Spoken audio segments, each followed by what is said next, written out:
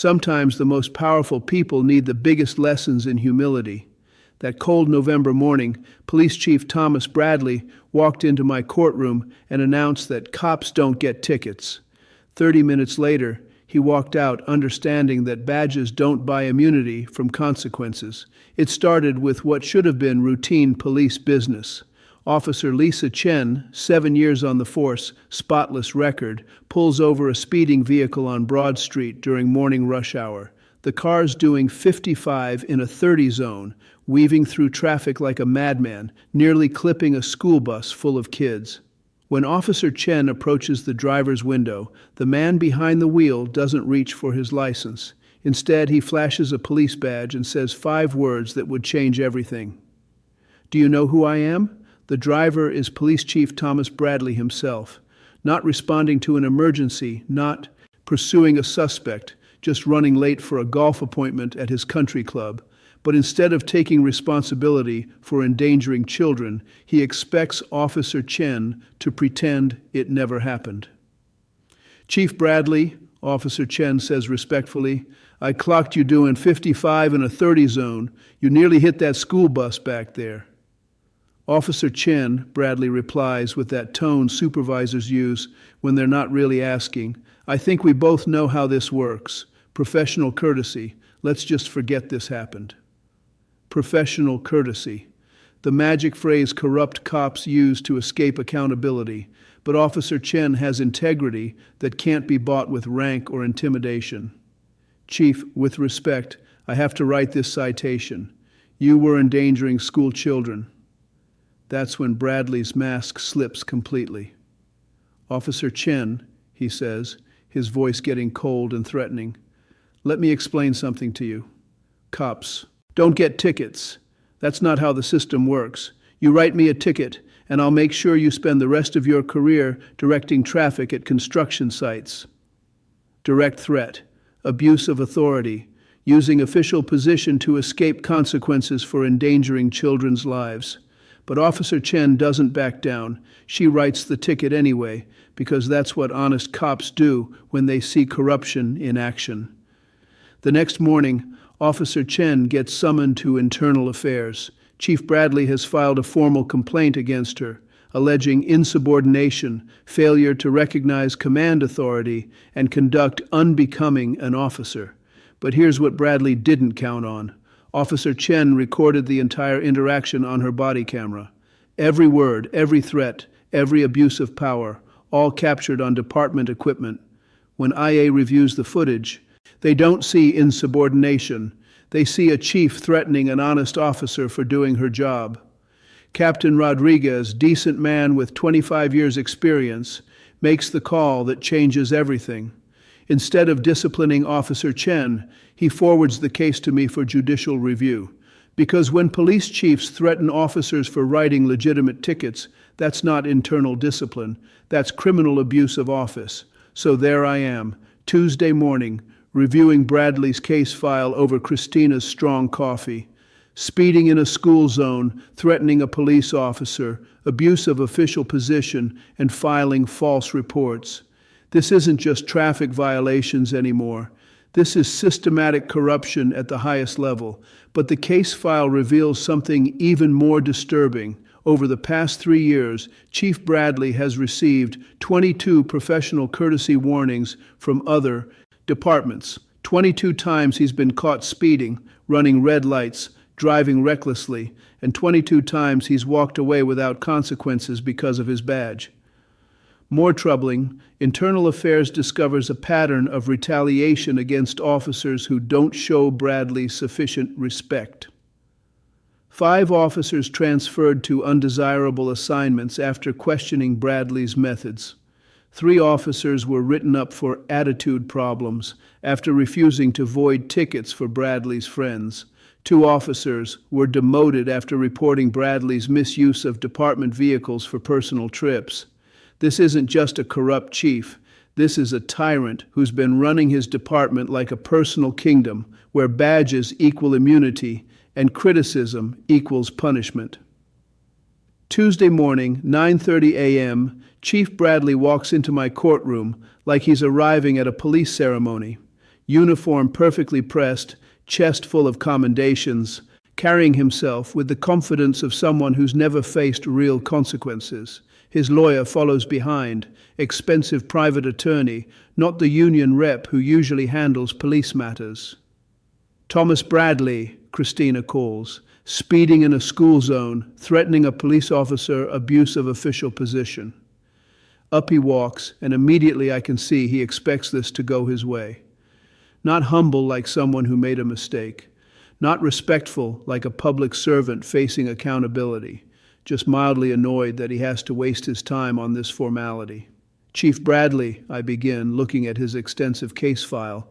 You're here because you threatened Officer Chen after she cited you for doing 55 in a 30 zone near Roosevelt Elementary. Do you understand these charges? Your Honor, he says with that smooth confidence, politicians and corrupt officials, perfect over decades, I think there's been a significant misunderstanding about what happened during that traffic stop. A misunderstanding, every corrupt official's favorite word. What kind of misunderstanding, Chief Bradley? Well, Your Honor, he says, adjusting his badge like it's a magic talisman, I think Officer Chen may have misinterpreted a routine conversation between law enforcement professionals about departmental protocol. Departmental protocol. Chief Bradley, according to Officer Chen's report, you told her that cops don't get tickets. Is that departmental protocol? Your Honor, there are professional courtesies in law enforcement that civilian courts might not fully understand. Civilian courts, like judges, are amateurs who don't comprehend the sacred mysteries of police work. Chief Bradley, help me understand these professional courtesies. Well, he says, glancing at his expensive lawyer, law enforcement officers often exercise discretion when dealing with fellow officers, especially when those officers are responding to urgent situations. Were you responding to an urgent situation? Long pause. His lawyer whispers something, probably telling him to be careful. Your Honor, as a police chief, I'm always potentially responding to urgent situations. Every phone call could be an emergency. Every moment could require immediate action. Always potentially responding. Translation: I'm making this up as I go along. Chief Bradley, where were you driving when Officer Chen stopped you? I was traveling to a community meeting. What community meeting? Another pause, longer this time. A meeting with local business leaders about crime prevention strategies. At the Pine Valley Country Club? His face flushes slightly. Caught in a lie. Your Honor, many important community discussions happen in informal settings. Informal settings, like golf courses or civic centers for crime prevention meetings.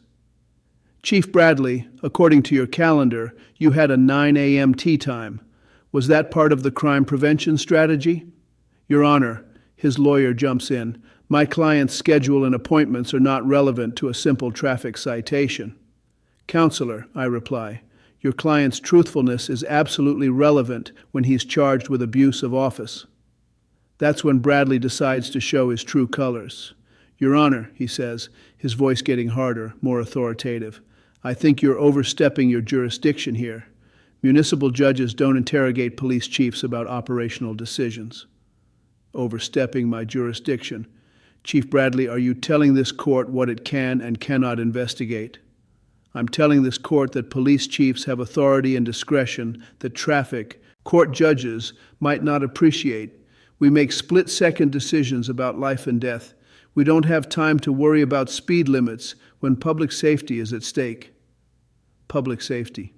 Chief Bradley, how was doing 55 in a school zone protecting public safety? Your Honor, effective law enforcement sometimes requires rapid response to emerging situations. What emerging situation required you to nearly hit a school bus full of children? Your Honor, he says, and I can hear the condescension creeping into his voice. Police work involves complexities that civilian authorities might not understand. Civilian authorities. This corrupt chief just told a judge that police work is too complicated for judicial oversight. Chief Bradley, I say, standing up from my bench, explain to me why speed limits shouldn't apply to police chiefs. They apply when we're not performing official duties, but law enforcement. Officers must have flexibility to respond to dynamic situations. Were you performing official duties, driving to a golf game? I was maintaining community relationships essential to effective policing. By nearly killing school children? Your Honor, he says, his voice rising with frustration, you're twisting my words. Police chiefs don't nearly kill anyone. We protect and serve. Chief Bradley, did you tell Officer Chen that cops don't get tickets? Pause. He knows this is recorded, but his arrogance won't let him admit fault. I may have explained departmental policies regarding professional courtesy. Is cops don't get tickets departmental policy? It's an understanding among law enforcement professionals. An understanding that police officers are above traffic laws. An understanding that police officers sometimes need flexibility in how they're treated by fellow officers. What about threatening Officer Chen's career? I didn't threaten anyone. I explained the consequences of not following proper protocol. Chief Bradley, I say, looking directly at him, I'm going to play Officer Chen's body camera footage. Let's see what proper protocol sounds like. I nod to Christina, who starts the recording. Chief Bradley's voice fills the courtroom. Cops don't get tickets. That's not how the system works. You write me a ticket, and I'll make sure you spend the rest of your career directing traffic at construction sites. The courtroom goes quiet. Bradley's threat is crystal clear, undeniable, and recorded for everyone to hear. Chief Bradley, I continue after the recording ends, that was you threatening Officer Chen's career for doing her job. Your Honor, that was an explanation of departmental realities. Departmental realities include threatening honest officers. No, Your Honor, but officers need to understand the chain of command and professional courtesy. Chief Bradley, I say, my voice getting sharper, professional courtesy doesn't mean immunity from traffic laws. Your Honor, he replies, and now the real Bradley is coming out. With all due respect, I don't think municipal court judges understand the pressures and responsibilities of police leadership. Don't understand the pressures. Chief Bradley, I understand corruption when I see it. That hits him like a slap. Corruption? Your Honor, I've served this community for 20 years without a single sustained complaint. Until now. This isn't corruption, Judge. This is a traffic court judge trying to micromanage police operations. Chief Bradley, I continue, let me ask you something simple. Do you believe traffic laws apply to police chiefs? They apply when we're not performing official duties. Do you believe police chiefs should be able to threaten officers for doing their jobs? I believe officers should show proper respect to command staff by ignoring violations that endanger children, by understanding the complexities of law enforcement that civilian judges might miss. This corrupt chief keeps calling me a civilian judge, like I'm some amateur who doesn't understand law enforcement, like wearing a badge somehow makes you superior to the judicial branch of government. Chief Bradley, I say, you seem to believe your badge exempts you from the laws you swore to uphold. I believe law enforcement officials should be judged by people who understand law enforcement, not by municipal traffic judges who've never made real decisions under pressure.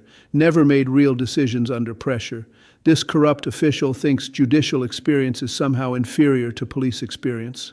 Chief Bradley, I continue, I've been making decisions under pressure for 40 years. The difference is my decisions follow the law. Your decisions don't involve life and death situations.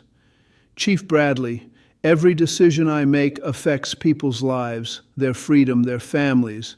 The difference is I don't use that responsibility to justify breaking the law. That's when he completely loses his composure.